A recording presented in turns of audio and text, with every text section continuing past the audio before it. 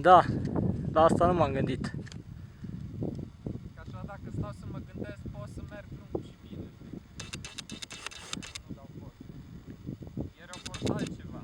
Asta e cu condiția, știi, să nu mai epuizez. Mergi un pic în față că te ajung și după aia discutăm. Mergi un pic în față să fii pe fundal cu norul ăla.